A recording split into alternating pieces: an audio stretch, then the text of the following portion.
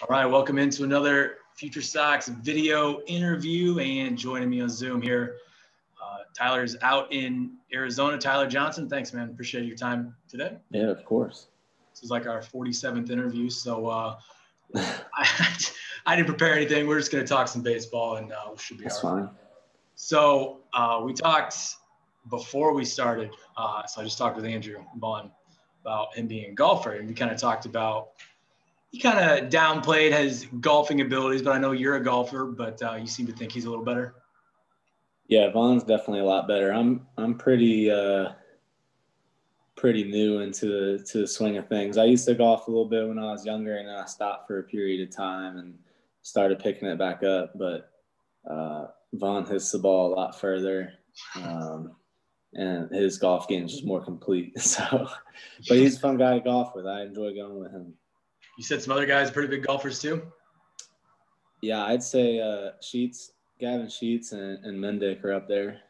So Mendick and Sheets might have a nice little golf off out there. So we'll have to get that one situated. Well, hopefully you guys can get that taken care of. Just a little video, see who's better. Right. But all right, let's get to some baseball, man. It was a weird year, obviously. We spent time in Schaumburg and stuff like that. And then eventually your contract was selected. So first of all, congratulations on that. But going back, man, like just tell me about this year. Like it was crazy. This past year. Yeah, this past year was definitely a trip in terms of, if you look at the off season and getting going and being prepared for season, about 140 game season or 162, and then having it shut down really before it even starts.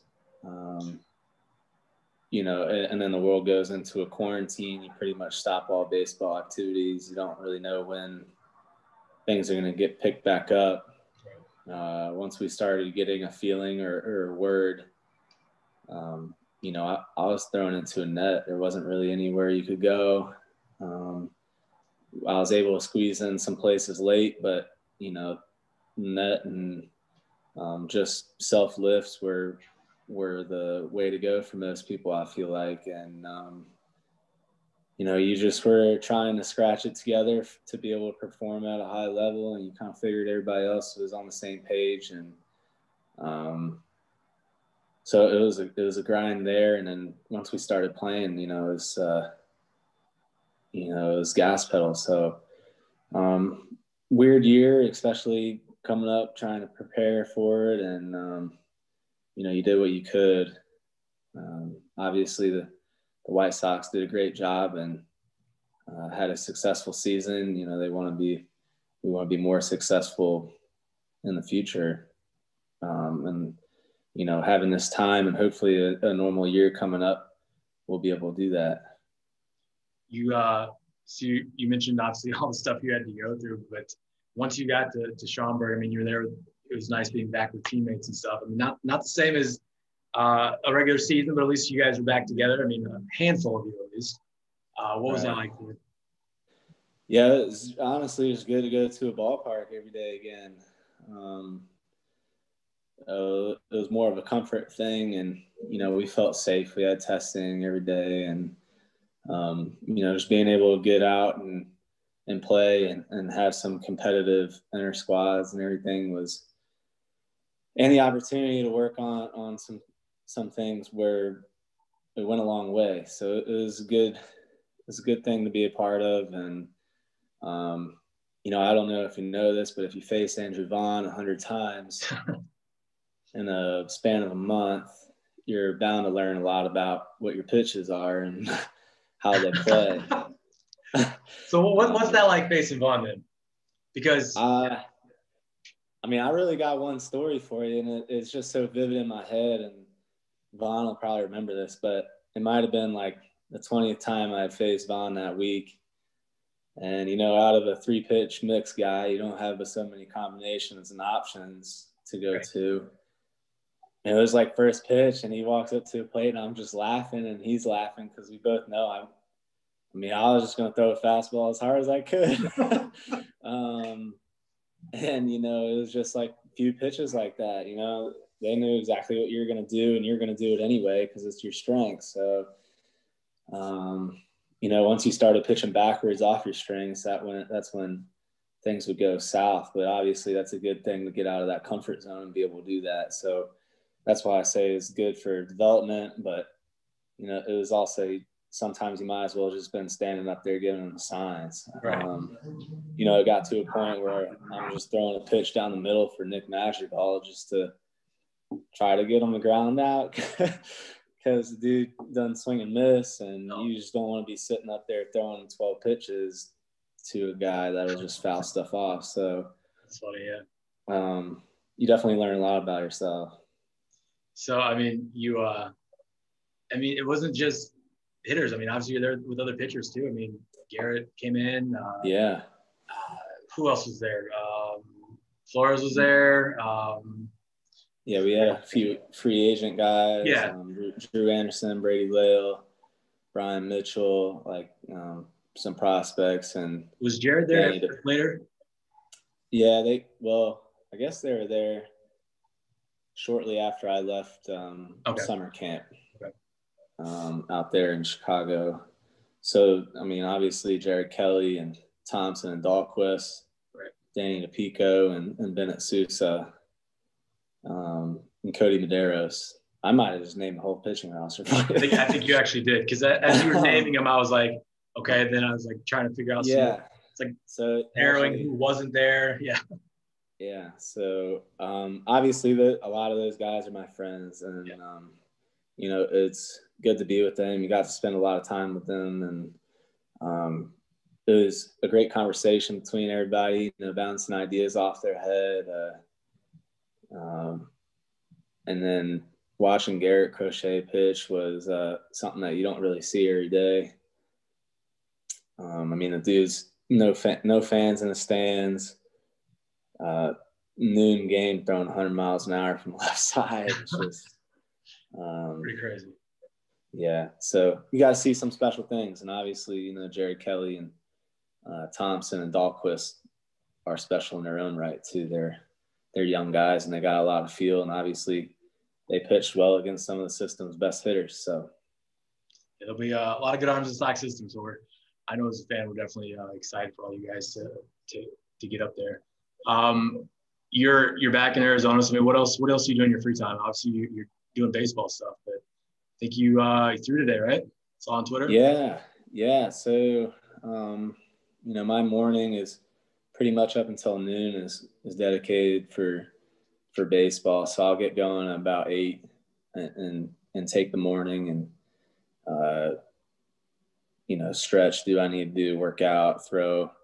But today was first pen, so it went well. You know, nice. It felt good. Usually, your first time off a pen or off the off season throwing a pen, you know, feels a little weird, but I didn't get that feeling. So, you know, hopefully, I can hit the ground running with what I worked on this summer. That's an advantage of being a part of everything that I was able to be a part of. But in terms of free time, I don't really do much. I'm out here with my girlfriend, and we got a dog who's almost a year old, so they got all my attention. I know you obviously a South Carolina sports fan, but are you an NFL fan? Yeah, I like the NFL. I'm a football team fan. Okay. What are your thoughts on the game Sunday? Oh, I'm sorry. I'm ready for it. I think I might be the only one that thinks the football team matches up well with Tampa Bay. You and Chase Young, I think that might be the other two. Yeah. Hey, that's good company. It can be me and him. That's fine. No, I think it's all about, you know, what kind of pressure defense can get on Tom. And obviously the offense has to score. I don't really have a quarterback, I guess. Half of one anyway. But, you know, if we put up maybe like 28 points, I see us coming away with a win. So we'll see. 28 points, huh? I'm thinking that's the magic number. Well, good luck with that. Yeah, I don't know what to say that's nice about that. So I'll just say good luck to that. But yeah, the Bears and the Saints, we're pretty much in the same boat. So not Yeah. there's a chance. We need about 5 different things to go your way on defense, but I mean, there's a chance. Stranger things have happened, but I don't like our prospects for either of our teams, to be honest with you. Really? Maybe to cover, but I don't know about the whole winning thing. So. I'm with you. The going back to baseball, and I'll let you go in a second. I mean, everyone said, obviously nobody knows when you guys are going to be going to actual spring training and everything like that. So what's kind of your mindset building up for it? I mean, obviously every year you have a date that's February 15th, 16th, whatever it is, where exactly. Are you doing anything different? I mean, it's just the same thing, just leading up to.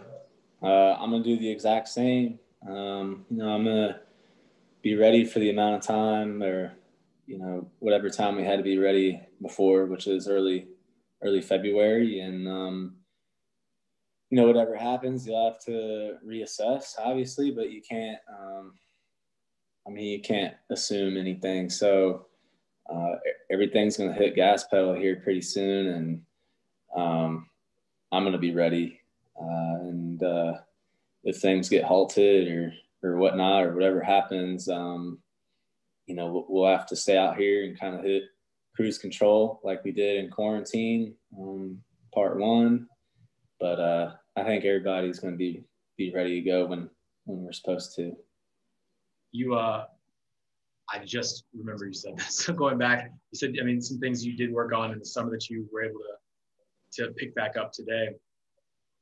What can you share from what you're exactly talking about with that? Well, it's more in terms of arm path. Okay. Things that I went through that would help me be able to throw 3 pitches better than I could before. Something simple like getting extension on the ball. It's kind of hard to explain it without a picture or video, but the further back or closer to your body you throw a baseball, the harder it is to make a pitch break as sharp as you want it to, or get the kind of movement that you want. So you really need, for me, it's kind of lead with the elbow and follow through rather than throwing the ball from the side. Getting around it, I think, would be a layman's term. Sure. But just getting through the ball and through the target. The goal is, not to throw it to 60 feet, but through it. And everything that I did mechanically to make that adjustment this summer was there today. So that just means I did everything right, preparing, and, it's on me to carry it and continue it into the spring and summer. Awesome, man. All right. Well, I appreciate your time today. Best of luck to our huge underdogs this weekend. That's right. maybe we could shock the world here a little bit this weekend and get some wins. How about that? I'd enjoy that for sure. All right, man. Thanks for your time. We'll talk to you later. All right. I appreciate it. Thank you. That's Tyler Johnson, another Future Stocks video interview.